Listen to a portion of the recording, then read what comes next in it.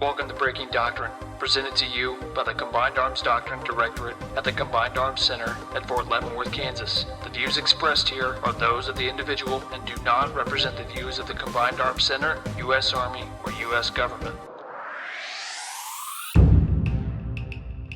Welcome to Breaking Doctrine, a U.S. Army Combined Arms Center podcast series that dials in on some of the basic tenets, principles, and overall ideas in Army doctrine. Hello, I'm Major Rich Diegel, and today's discussion topic is Army Techniques publication ATP 7-100.3, Chinese Tactics, produced by the TRADOC G2 team. Our guests today are Mr. Rich Creed, Director of the Combined Arms Doctrine Directorate, Ms. Angela Williams, Branch Chief for Doctrine and Production, TRADOC G2 ACE, and Mr. Brad Marble, Doctrine Author with TRADOC G2.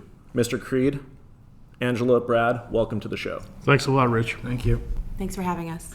Today we're discussing the recent publication of ATP 7-100.3 Chinese Tactics, which was released in early August. This pub is part of a larger effort by the Army intelligence community, spearheaded by the TRADOC G2 ACE, to support the renewed focus on near-peer competition, large-scale ground combat operations, and multi-domain operations. This doctrine series will present how adversary forces think and act at the tactical and operational levels. ATP 7-100.3 specifically draws on characteristics of Chinese culture, history, philosophy, national policy, and understanding of the Chinese Communist Party, or CCP, recent expedited military modernization, People's Liberation Army, or PLA doctrine, and capabilities development. Through these multiple lines of effort, 7-100.3 characterizes how the People's Liberation Army, PLAA, the ground component of the PLA, will likely be employed to defend China's core interests, spanning from domestic stability and security to regional hegemony in the near term, and militarily support greater global ambitions in the not-so-distant future. Opening the panel today, our first discussion topic is how the publication was conceived. Historically, the training circulars 7-100 series associated with threat doctrine have been more focused on non-specific actors. We'll open with Mr. Creed. Why the change from your point of view? Rich, that's a good question. And so there were a whole bunch of factors that kind of came together simultaneously that made us say, hey, wouldn't it be a good idea if? And that was acknowledging that we knew the training circulars were out there and that people had access to them. The first was the publication of FM 3.0 in October 2017, where we named names in the introduction about, you could call it the 2+3 or the big 4+1 that were named in the NDSS, the National Defense Strategy. And so we mentioned the Russians, the Chinese, the North Koreans, and the Iranians by name. And there was some apprehension at the time that would cause kind of a ruckus. And it really didn't, since the testimony in front of Congress and the House Armed Services Committee, the Senate Armed Services Committee, by senior Army leadership and senior Army civilians, recognized that they were our real-world adversaries. So that turned out to be not a big deal.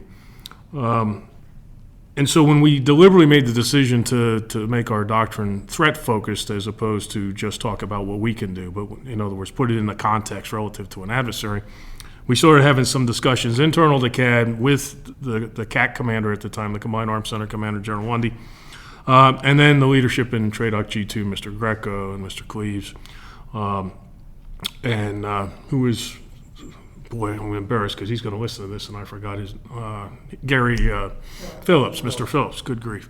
And so we talked about that and we said, hey, we were all of an age, of the right age, and we were Cold War warriors in our formative years. And we used to have a book on the Soviet Union, actually 3 books, a 3-volume series, the 7-100 series.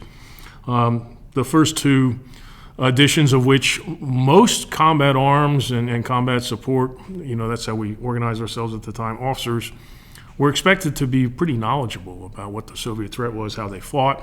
We had to memorize large aspects of their capabilities, particularly artillery and weapon systems, ranges, and so forth. And we said, so, maybe if we're going to focus on large-scale combat operations again as our focal point for readiness, perhaps we should have some understanding about how the Russians, the Chinese, the Iranians, and the North Koreans fight. Right, and so we call it tactics, but it's more than just tactics, because we really want to kind of give people a contextual view of that. So it took a little while for that kind of to take hold and to get buy-in among everybody, because it's a lot of work to write a book, right? And the TRADOC G2 team is as busy as everybody else, but they're the ones uniquely suited in the Army to do that. So I think that was the biggest aspect of it. The other piece was, it was an acknowledgement, explicit, and kind of a counter to people that said, well, the Army just wants to go back to fighting big wars. And so they're just dusting off airland battle and all those kinds of things. Whereas if you use the approach that we did, that there's 4 discrete threats with unique cultures and military histories and approaches and contexts in which the operations they might conduct against us. It shows that we recognize that we live in a multipolar world and that we need to account for all of that. And then lastly, I would open up the idea that maybe it's a sign of a little bit of humility on our part, that we don't know anything, that it's important for us to understand the different threats. And in some way, you might view it as a view of respect for those adversaries, that we find what they do or could do worthy of study. Thank you, Mr. Creed. And then just kind of basically sort of taking that football over to Angela and Brad. It's been quite a while since the last publication of anything in the Training Circular 7-100 series. I think 2011 was the last pub. Basically, how did that kind of come down, and what were the driving factors specific to you for undertaking such an ambitious project, writing a full-on book of Chinese tactics? Right, so you're correct in that the TC 7100 series hasn't been updated in quite some time. I would be hesitant to say that it's outdated, because I do believe, and we do believe, that the content is enduring. However, they are composite models. So what was somewhat the impetus for writing these 4 ATPs was the fact that users were struggling to pull out what they needed for each individual actor. When you have a composite, even though that composite is based primarily on Russia mostly, followed by, of course, China, Iran, and North Korea, they are somewhat mixed together. And at the tactical level, that maybe doesn't matter so much, but as Mr. Creed said, you want that context, you want the culture and the understanding of the doctrine. So it was really to meet customer needs. While we do want to look at updating the TC 7100 series, this was more pressing at the time. Well, I think the other thing, Angela, too, is you had the decisive action training environment. I'm not sure the audience all knows what that is, but it's essentially this menu of ingredients, and you can pick and choose, best in breed or best in class, different capabilities to build an op for, right? But if you don't have a structure or a model for that, then how do you know what's best to do? And the other thing I think that relates to what U.S. Forces Command is trying to do is improve the quality of home station training. What can units at the company or battalion level do to build their own op for to train at home station? I mean, that enables you to actually, hey, here's the recipe for who you might be fighting should deterrence fail while you're in a rotation to Korea, for example. Absolutely, and so that's a really good point. When we first developed DATE, also, 12 years ago now, I was on the team that did that, and at the time it was very limited compared to what it is now. We only had DATE caucuses. It fit very well with the OPFOR doctrine, and the concept there was you can do anything with this that you need to do. But now we really are helping people to really do that with an informed decision with the ATPs. We've expanded DATE. We call it DATE World now. It's multiple, or I don't even know how many times bigger it is than it was to start with. But now if you do want to if you have a commander who needs informed decision on how to fight Russia, you can do that because you can use the Russia ATP when it's developed. Same with China, North Korea, Iran as well. So the expansion of DATE World and the publication and production of these ATPs is going hand in hand. And there's really, nothing better to inform you on threat actors right now than these seminal documents. So we are proud to be a part of it for sure. I think one of the most interesting things for me throughout this entire process, it relates to something you just said, Mr. Creed. The Russian, or the Red Army, casts a really long shadow over U.S. understanding of threats, and that is it's probably not as true today as it was 20 years ago. It's still pretty true. It's one of those things that people are just real comfortable with what they know and what they've experienced. And my biggest takeaway is there is a serious understanding throughout the DoD and with the Army in particular that the PLA was just sort of Red Army East. And it is not at all. They have, in my opinion, a lot more similarities with Western armies, the U.S. Army, than they do with the Russians in a lot of ways. So breaking that mindset, I think, is of a lot of value, especially as China becomes an increasingly important consideration in our national defense strategies and so on. Now, that being said, the other thing that I think is really interesting about the way this all developed is there's a major dearth of knowledge throughout the force on specific threat actors. And that is something that I have encountered constantly through this entire process, that people are so into this topic because they don't know anything and they want to. And the Army, the DoD in general, has kind of let them down with regard to producing quality products that they can read and they can learn from and so on. So one of the points that I make in my LPDs is something that alludes to something that you just said, Mr. Creed, which is we want to recreate that body of knowledge that the Army once had for the Red Army in our current regionally aligned mindset. So we'll have the Russia ATP informing folks about Russia that are concerned with that side of the world, and the China ATP is working towards the same ends in the other side of the world, and building that institutional knowledge, I think, is really it's the way to go, and we have a long way to go to get there. And just rebuilding that body of knowledge that we once had about a specific threat, it's a huge task, and it's been great to be on the ground floor watching the force kind of adapt to that. Well, we're your biggest cheerleaders in that regard in some ways. So a mentor of mine, Major General retired Bill Hicks, some of you have probably heard of him. He used to be the Damo SS, but he had visited China in that capacity back when we were still doing those kinds of exchanges. And he talked about how the Chinese military, but the Army in particular, was learning how to learn and doing combat training center rotations. And they had a voracious appetite for best practices, as opposed to, as you said, mimicking their old big brother, which they really haven't been their big brother for almost 50 years, right? And so, taking somebody's equipment isn't the same as trying to say that you're going to fight the same way. And then, so I've taken the good advice of Mr. Greco, Tom Greco, the TRADOC G2, and Gary Phelps when he was running the show out here. He said, hey, you need to go read Active Defense, that paper that was written a few years back on Chinese military strategy. And so I took that to heart and started reading it, and I found a lot more parallels, as you said, with how we kind of go through that operational concept idea. And again, adjusted for party ideology and the unique constraints that the Chinese nation had at the time over history. But that's what I took away from that as I'm going, is exactly what you said, that we should not make assumptions about anything in terms of things that we don't know very much about. I'll add that one of my key takeaways as a former Indo-PACOM intelligence officer is not only just the amount of information that was contained in this particular publication, but the fact that you were able to keep it all at the unclassified level. Especially for our junior analysts, that's going to be a sort of a key factor going forward, is just having this publication to kind of go back and refer to ensure that a lot of our assessments are correct.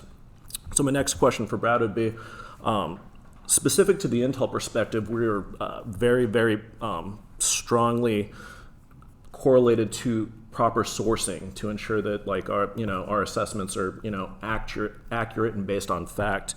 What were some of your sources for developing this publication, and can you kind of give us some background into your research? Yeah, the PLA is surprisingly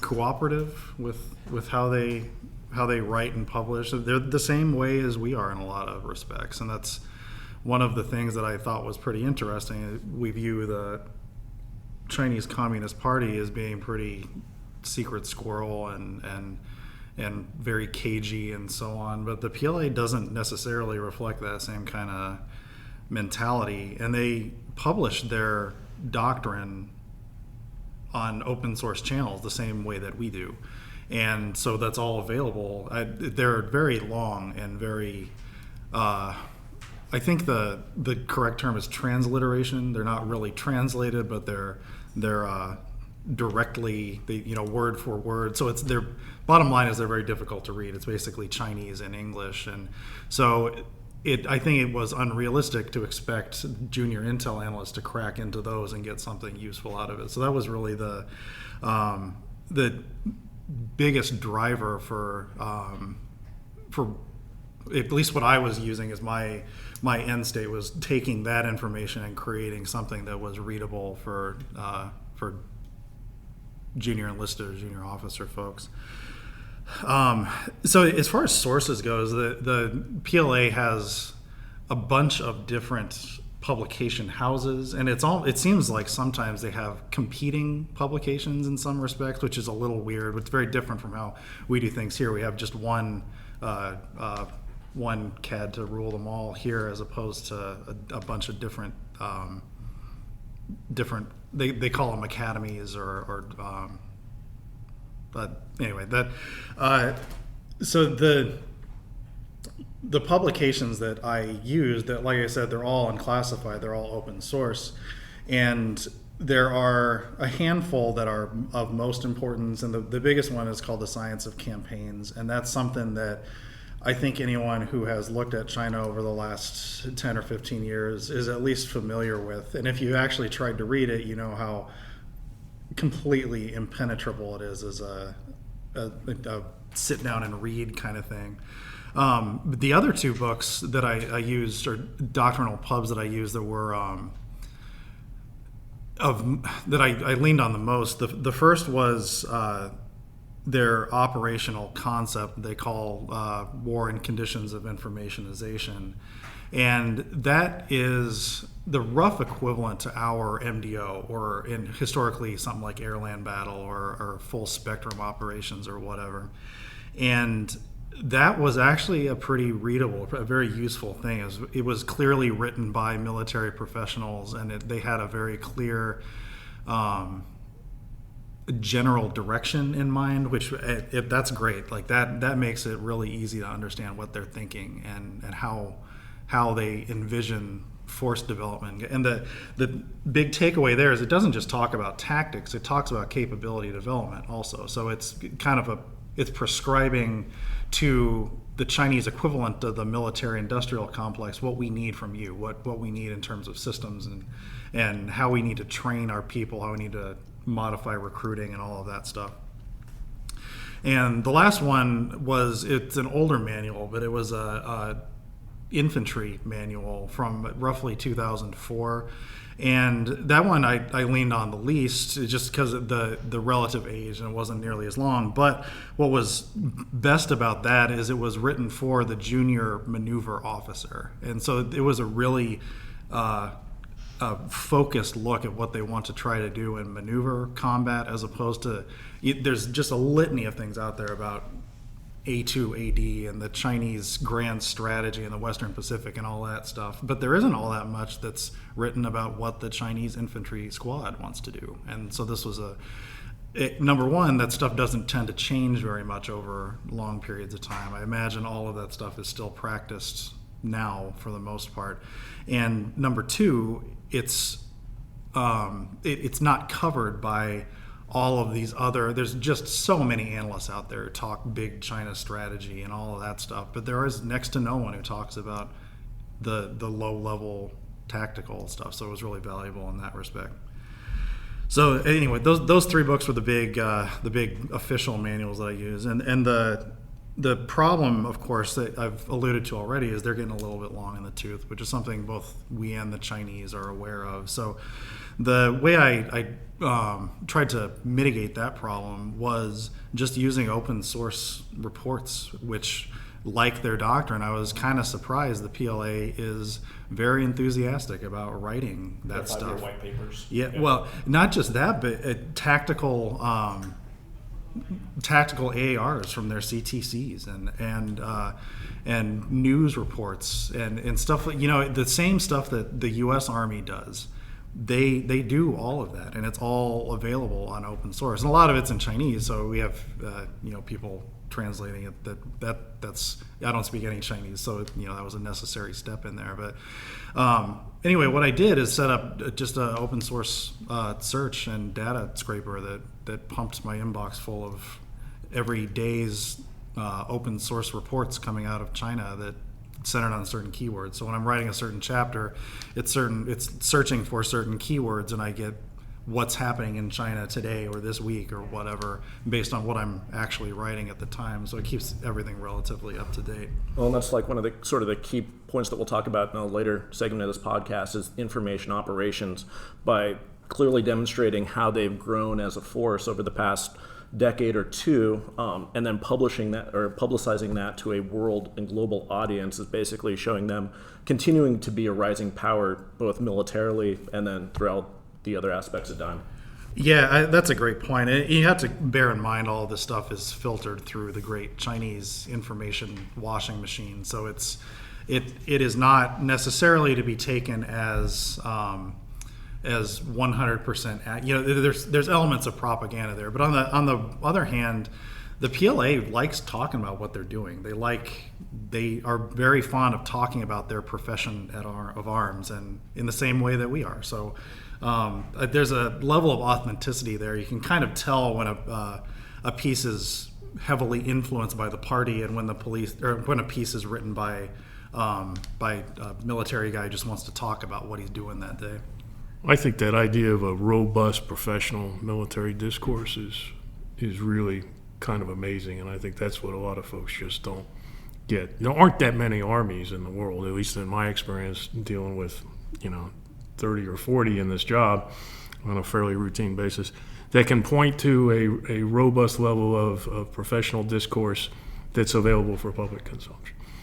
And so, many times people ask us, well, how come you don't classify your doctrine? Some of our allies, all their doctrine is at least what we used to call confidential, right? That level of, hey, everybody can't just go look at this. And we've always thought that, one, that's a barrier to access, which means everybody, anything that you do to make entry into the discussion more difficult or learning more difficult lessens that. But there's also that, I don't know if the right word is deterrent effect, but there's a certain amount of benefit for everybody to know what you're thinking about and what you're doing, because it sends a message, right? That you're serious about what you're doing, that you're learning, that you're getting better, and that your Army is flexible, right? Or your armed forces are flexible. And I just wonder sometimes if that transparency isn't deliberate. It's not an accident. It's probably for the same purposes that we are. Calculated. Yeah, I mean, you make a calculation about risk-benefit, and I think the benefits outweigh any risks of transparency. So for my next question for the panel, specifically because I know that it went out to both the intelligence community and various units just kind of for their internal views in regards to their experience with the different levels of the China focus. What challenges did you encounter integrating with other intelligence agencies and assessments into your research? And how were you able to keep things and maintain things at the unclassified level? And I'll pass that to Angela first. Sure. I think one of the biggest challenges is like with anything, when you're writing a publication this large and you're asking for other folks to read it and weigh in early, that takes a tremendous amount of time.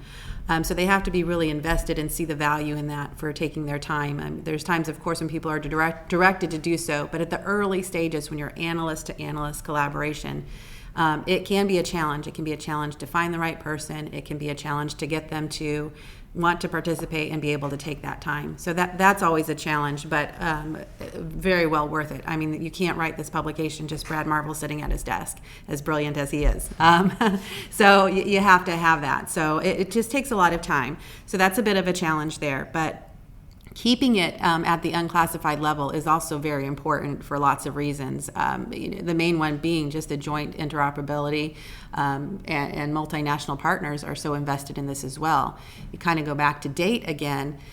DATE now has so much investment from our ABCANS partners that's a critical part of the whole thing.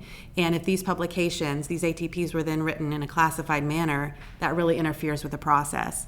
So I would say we've definitely had some challenges. There are lots of folks who still believe if something's not classified, it's not good enough. And that's simply not true.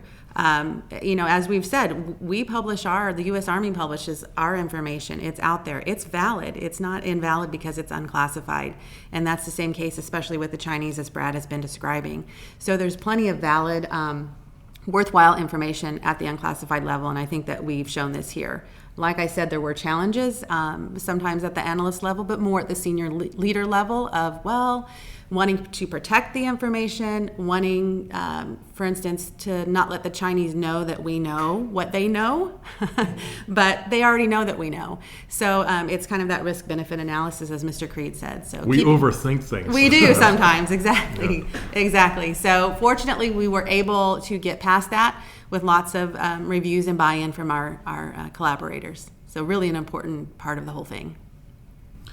Yeah, I had a lot of help with this, like Angela alluded to. I had both government and non-government people who weren't just helping because they were asked to or because they were ordered to. They were helping because they were really enthusiastic about the product, and that makes a huge difference. And when I started this, it was, 2.5 years ago. And China, even at that point, wasn't as big a deal as it is now. And so when I was creating my group of experts, I'm reaching out to these various places around the government and out of the government, and these people have been doing nothing but China their entire careers, and not necessarily a lot of spotlight on that for the most part. For most of their careers, we were doing the war on terror thing, and China was sort of a secondary concern. And then all of a sudden, it seems like, at least to me, China gets vaulted to the forefront of our collective conscience, and these folks all become a whole lot more important as far as at least as far as their influence goes. And so that was neat to see. And the other another individual I'd like to call out, his name's Dennis Blasco, and he's a retired lieutenant colonel, and he was an FAO, a China FAO, during his Army days. And since he retired, he's been spending his time as the open source China guy. He's written several books, and he contributes fantastic articles all over the internet and so on. And he is an encyclopedia of China, everything PLA, and he was a fantastic collaborator. And what he really turned me on to is how much there is out there open source, because he'd been doing that for a long time, and he was able to he pointed me in that direction. Like, there's so much out there that the U.S. government is just not making use of, and here it is, so make use of it. Now, that was tremendously helpful. Not to mention his reviews of my products and tearing everything apart and telling me everything that was wrong and so on. We ended up with a much better product because of his involvement. Our view from the challenges was, one, we were the ones that kind of established the requirements, so we needed to be clear, and it took a while to iterate exactly what we were looking for in terms of given something for Brad to write against that could be supported by the institutions and all the other people that would do it, and not cause people to have heart attacks about classification and all the rest, right? And then establish consensus in that regard. And really, once we got everybody in the intelligence enterprise to accept that we were going to do this thing, just stay out of the way. And then do whatever we could to help build consensus that this was a good idea and so forth. So, if somebody asked, if the G2 of the Army asked what our thoughts were on, how this thing should come out, then we would tell her that this is what we want to do, ma'am, and we're not trying to cross any lines here. We're trying to provide something to the force of some utility. So once the requirement went out there, we just stayed out of the way as best we could. Building on that, one of the interesting processes with this thing was, I'd call it scrubbing or Scraping? yeah, doing the comparison between high side and unclassified, and making sure that everything, number one, most important, everything in the unclassified document actually is unclassified. And then number two, making sure that everything in the unclassified document doesn't contradict or say something that is not concurred with by the IC on higher classification levels. And we got a lot of help with that from a lot of different people with a lot of serious equity in that stuff. So that was a challenging process. But you want to do it without dumbing it down so much that you end up with something that's not. Yeah, and there were some spirited arguments with what belonged in there. It's something Angela alluded to earlier. Do we really care if the Chinese know that we have read their doctrine? I didn't. Other people did not agree with that position. So that, I don't have any role in policy or decision making or anything like that. So watching those discussions was pretty interesting. But the bottom line is we have a document now that is fully aligned with the IC positions on everything that you see in there. So if particularly for Intel type folks, you can use it with confidence, and confidence that it aligns with the IC in all respects. And if you need additional information on stuff, it's always available to you at higher classification level. Right, and I'll just add there, to be fair, the folks, especially our senior leaders who were challenging the classification level of this document, making sure it is unclassified, and being concerned about whether or not this is information we do want to share that we know, that's completely valid and an integral part of the process. So while that makes us work harder, that's critical. So that's absolutely okay. And then ultimately to have that senior level buy-in is also critical. So all of that was an important part of the process, and it's always good to keep us on our toes as well. But the other thing I'd say too about the classification, it's true that to keep it unclassified, you do have to leave some detail out, obviously. But that level of detail, we've always found, whether it's in this ATP or other products that we do, is usually not critical to understanding the concept. So that's again why we feel like our unclassified products really, really serve an important purpose, because it gets at the same ideas without some details that are classified, but it's still teaching our soldiers what they need to know. Yeah, and I would throw another thing out there and I'm just guessing, I wasn't around when it happened, but I would suspect that prior to that Soviet Army 7-100, there were probably documents out there in the 70s or 60s and 70s that people say, hey, we're not going to put this into a book because, we don't want to give away what we know, right? But it was that long-term exposure over a number of decades about dealing with the same adversary and preparing for conflict should deterrence fail against that adversary that over time made the institution more comfortable with talking about it in more detail. And we're nowhere near that same level of focus and exposure over time that we were in the late 1980s, right, when we published those things. And so people become more comfortable over time, I think, institutionally, when they realize, hey, listen, we don't necessarily have to play as many angles on this particular issue when, at their combat training centers, the OP4 is us, right? So if that's the case, then we should probably not be so reluctant to acknowledge that, you're going to be our OP4 too on occasion. So kind of shifting more into the organization and content of the pub itself, two really distinctive parts. Part one, PLA Forces analyzes the Chinese Communist Party and their strategic goals, provides some classic line and block charts for the PLAA, outlines component forces and joint capabilities, and introduces an evolving Chinese doctrinal concept now known as tactical systems warfare, and finally discusses tactical information operations, or IO. Second part, PLA Actions, really dives into the tactics portion of the doctrine, which interestingly enough somewhat mirrors U.S. doctrine in certain cases.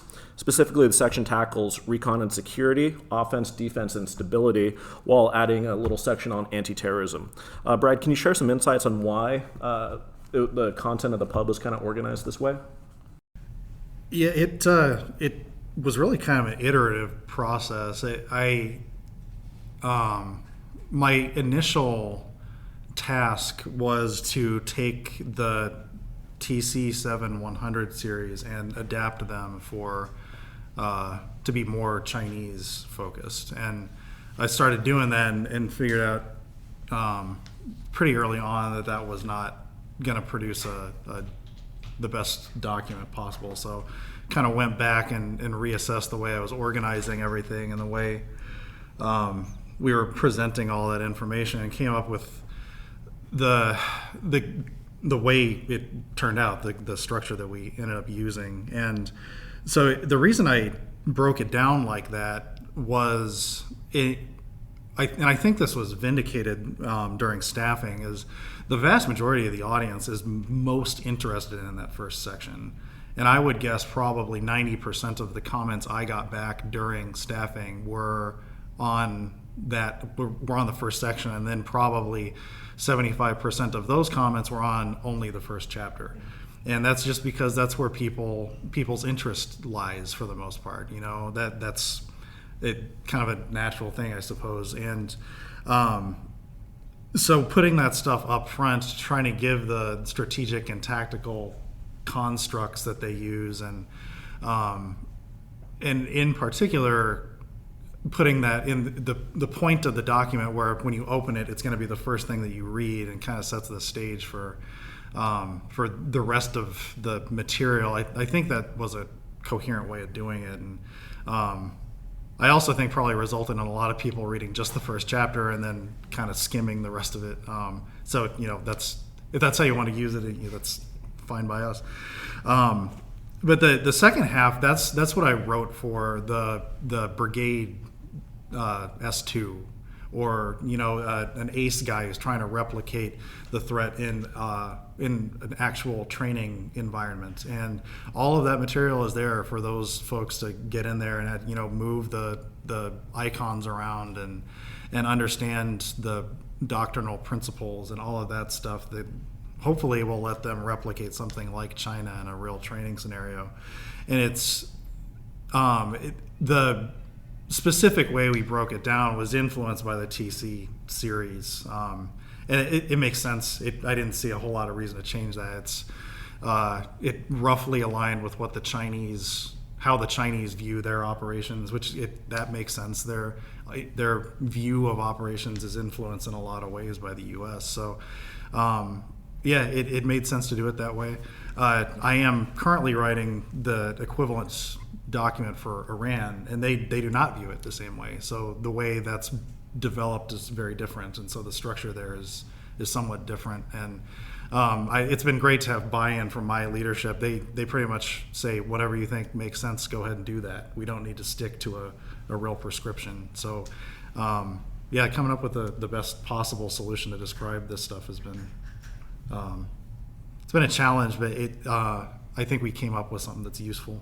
Absolutely. Like one of the sort of key correlations, going back to your point, is China watching our success on live television of the Gulf War, and that's really kind of where they started this evolution. But then tying back in Mao Zedong and Sun Tzu and a lot of their classical Chinese sort of elements of warfare, just kind of, especially kind of right up front in that first, and like you said, the first chapter was really set the stage for the success of this pub. Yeah, it's one of those things that I've loved learning about, is that the PLA kind of going to school on all of the world's militaries, not just the U.S., and they've adopted best practices from all over the place. But they've also tried real hard to maintain that uniquely Chinese perspective on stuff, and they take a great deal of pride in their history of philosophy and the history of the PLA and what they've done in the past, and that's all reflected in their doctrine. So it's not as much as they're influenced by the world's militaries and taking best practices, they also tried very hard to maintain a grounding in their own culture and their own society and so on that I think comes through in their doctrine.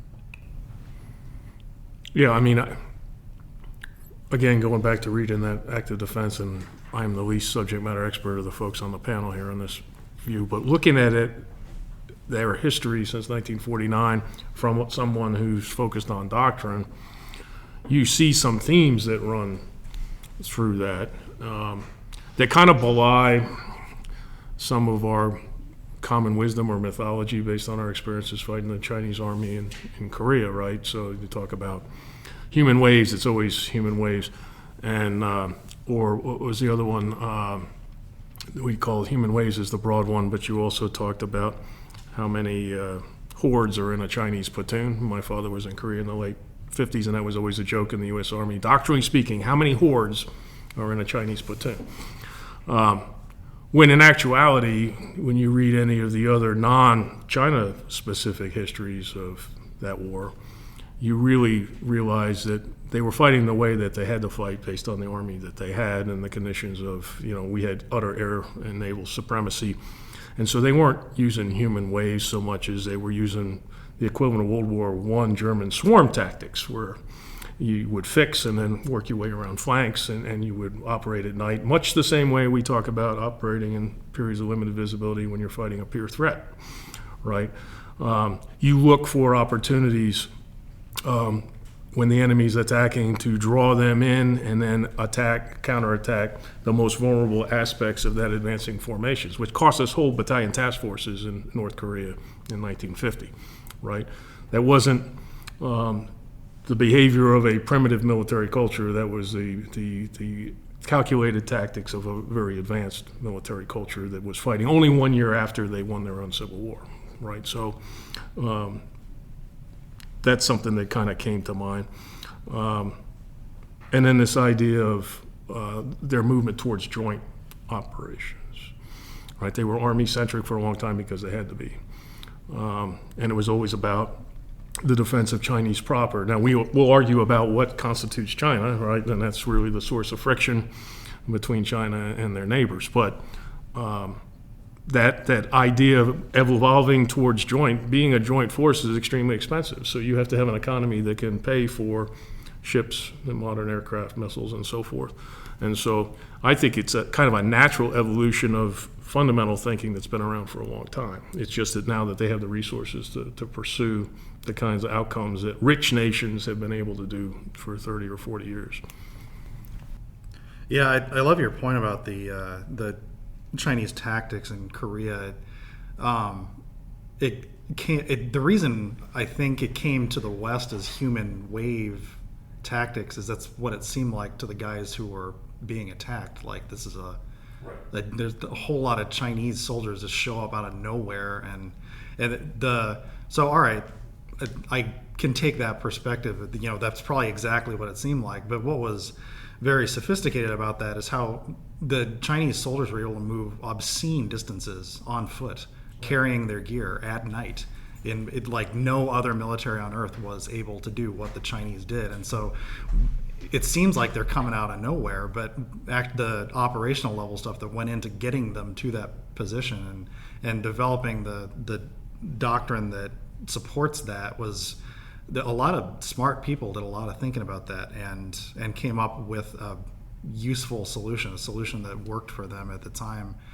And that same sort of approach, they've adopted the same that same intellectual rigor with their modern doctrine, and they still refer to People's War as that's still the Bible in a lot of ways, and it's just evolved. They haven't ever repudiated the ideas of People's War. They've just let them evolve to account for modern systems and global distances and so on. So that's one of the things I think that I really try to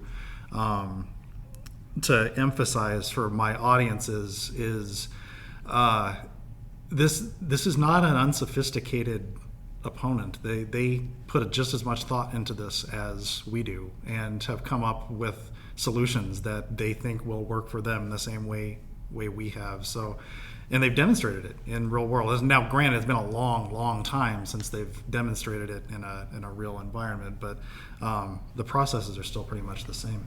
Well, and you watch the old movie with Gregory Peck, Pork Chop Hill, and you look at that movie, which is a pretty well done movie, and you're saying, the American defensive positions are all dug in and they got overhead cover and all that stuff, and a lot of people probably don't realize that the last time the U.S. Army fought an opponent that had significant field artillery capability that could bring massed fires down on your position in conventional fight was the Chinese Army in Korea, right? And so there's a history there, right, a sophistication there. And so how did they do that when they had no air power over top of them, right? That should drive you towards thinking that they're a formidable opponent and not anything else other than that. Because when you adjust it for modern conditions with much greater capabilities and the ability to contest you in the air with a modern Air Force and a modern integrated air defense systems, a modern large naval fleet, and then even more probably intimidating, or it should be, is a space force that can watch and observe. That should cause people to take them seriously for no other reason, that combination of factors. Yeah, I think also one of the general global military trends that we recognize is the battlefield is real lethal now, much more so than has ever been. And it's harder and harder to hide and it's easier to target things.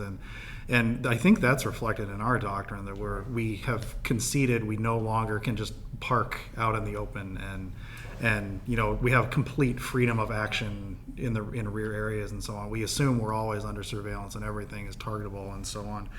And so it may be a little ironic we could learn something from the Chinese approach with regard to operating under a constant umbrella of enemy surveillance and the specter of long-range air artillery attack and so on, that they have never abandoned that as a central principle. And the basic ideas of infiltration and movement and limited visibility conditions and so on, that's something I think we can take a look at. And we need to if we don't take a look at that, we're making a huge mistake. One of the things I do when I talk to audiences about what's new with multi-domain operations and this focus on large-scale combat against peer threats, and China is absolutely would be considered a peer threat, every bit as much as a Russia ever was.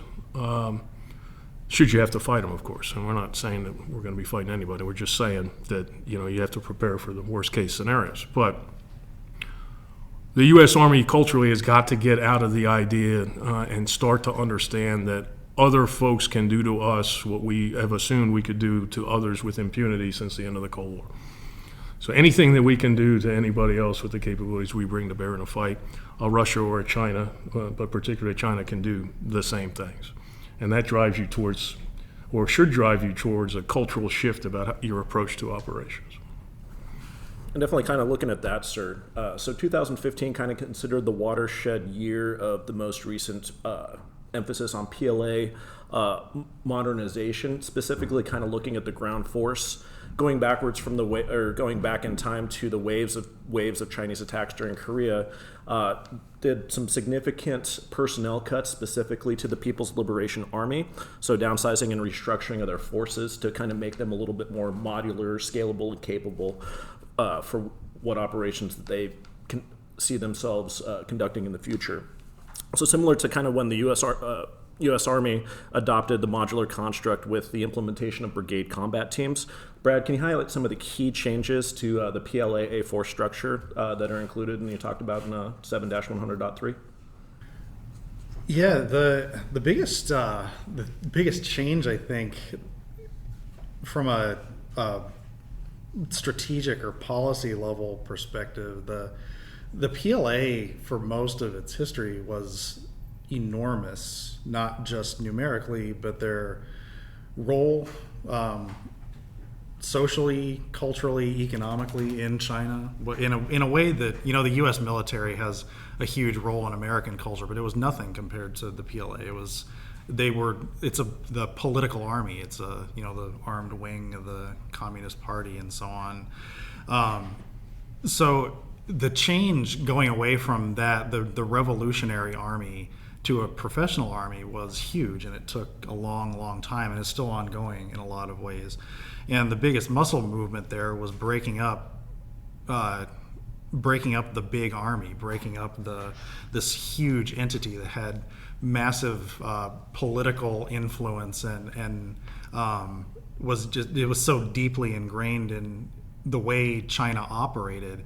They had to break that up, and in order to do so, that was it's still kind of ongoing. The party kind of had to go to war with the army in a lot of ways, and you see pretty regularly now generals getting dismissed, arrested, Corruption, whatever, for corruption. Yeah, it's an ongoing challenge, and that's been going on for quite a while. But really, the reason they had to do that, it was a fundamental reallocation of their national defense priorities, and that they had to make the army smaller in order to fund the massive naval buildup that has been going on for the last 15 years or so, and to modernize the Air Force and to build the strategic support force and so on. So we really changed from a giant army with an Air Force and Navy sort of loosely attached to it to an actual legitimate joint force with the same sorts of joint equities that we have. That they are different services. They have different representation in their system and so on. The joint forces, like how they kind of transition to like the individual theater commands, vice military regions, similar like correlation to our GCCs. A theater command is it's functionally the same thing as a COCOM. So it's a joint headquarters, and they have their subordinate joint commanders from each service and so on. The change from just the Army doing everything and telling the Air Force and Navy what it needed to happen. You can imagine how the comparison I like to use is a lot of this audience, I would imagine, has been through a BRAC kind of realignment deal, and how politically charged that is in America, and how fiercely people fight for their equities. And what China went through is 10 times worse than any BRAC cycle, and they seem to have come through with a modern understanding of a joint military. Then getting out at the tactical level, I think they looked at the world's militaries, and the U.S. in particular, and came up with the Combined Arms Brigade is in most respects pretty similar to the BCT. There's some differences in structure and so on, but the basic idea is pretty similar. They have taken what we envisioned a more modular force, I think, than what we ended up with when we first went to the BCT construct. The Chinese are going all in with the modular stuff, and they have a bunch of different names for this stuff, like synthetic formations is one example. But everything's a task force. Everything is task organized. Everything is built for a specific mission and so on. And they've taken this basic idea all the way from the theater down to the battalion level, and they are all in with it. They're building the C2 backbone to support it. They're building the sort of modularity into their doctrine and their systems that would support it, and so on. So they're going deep with it, and deeper than we were comfortable going. So I think it'll be very interesting to watch how that actually plays out, because anyone who lived through that era can attest to how difficult it is to do the Lego block approach to building a military unit, and that they're going all in with it. Stay tuned for part 2 of our discussion on Chinese tactics. Finally, the views and opinions expressed in this podcast do not necessarily reflect the official position of the United States Army, the U.S. Army Training and Doctrine Command, or the Combined Arms Center. I'm Major Rich Diegel, and this has been Breaking Doctrine.